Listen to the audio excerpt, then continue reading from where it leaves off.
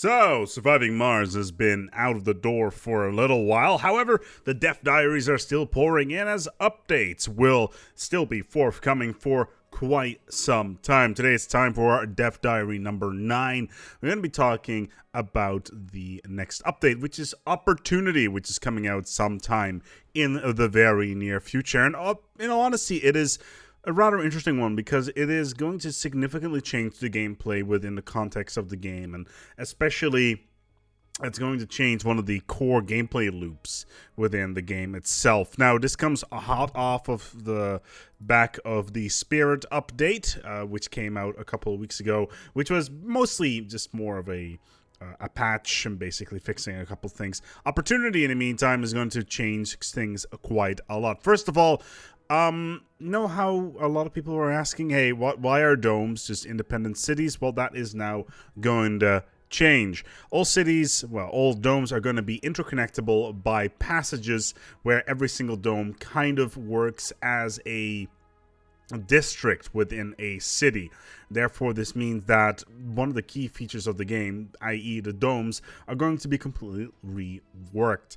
This basically means that you can have a habitation dome, and then people in the morning can walk over towards their individual work domes and whatnot. And this kind of makes things a little bit more interesting, from a little bit more logical, maybe even from a colonization point of view.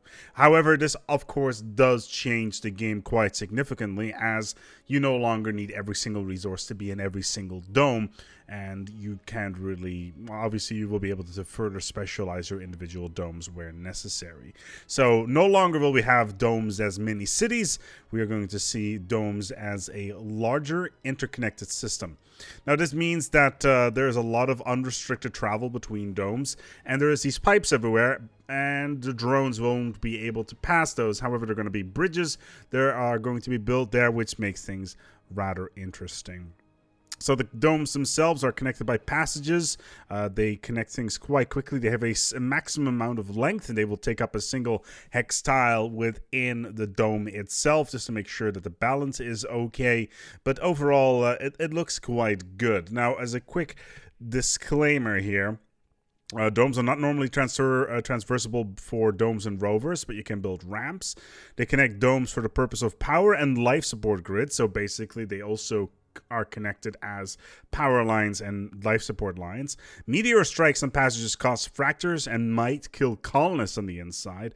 And if one dome has power or life support issues for a longer time, passages to it will be disabled until the issues have been resolved. Work performance and service comfort in connected domes is slightly lower, so it's more optimal for a colonist to use a workspace in the dome that they work in. So basically, it's not optimal to have them moving around. So yeah, that's a huge deal for Surviving Mars, as now the domes will build more of an interconnected city rather than a series of standalone structures, which is rather interesting to say the least. Then there are going to be game rules added to the game, which is a special modifier that applies to the games, which can increase the difficulty level for the game as well. 13 game rules are going to be added in Opportunity, and well, these are the following: Prefab Colony, which is basically easy mode. Start with enough prefabs to build a basic colony. No disasters, I think it speaks for itself. Hunger, which means that you won't be able to import food. Inflation, I like this one, where prices increase over time for imports. The Long Ride, where a rocket takes 3 times as long. The Last Arc, you can only have 1 passenger rocket, so only your first 12 people, and that is it. Amateurs, no specialist applicants, which in all honesty is not even that bad. The Rebel Yell, which adds more renegades. Chaos Theory, which completely randomizes tech fields. That could be very interesting as well. Winter is coming, very creative. Cold Wave has a new max level, and basically they are popping up almost constantly. Armageddon, Meteors, Dust Storms, and Dust of the Wind, and Twister, which is basically the same thing as Winter is coming. Then there is going to be new storage buildings added, bigger water tanks, which can hold up to 1,000 units of water, or 1,500 depending on what sort of tech you have, as well as new storage units which can hold up to for 1,000 units of a particular material. So you'll be able to store a lot more food, for instance. Then a new set of buildings are going to be added, which are called workshops. Basically, they are buildings that are not necessarily needed to be built, but do increase happiness and ability within the within the population of your colony. But yeah, Opportunity is going to add some significant changes to surviving Mars, and especially the tube system is definitely going to change things up quite a lot. And basically, from my point of view, it's effectively a completely new game. I'm looking forward to how this is going to go, and we're going to take it from here. Thank you so much for watching.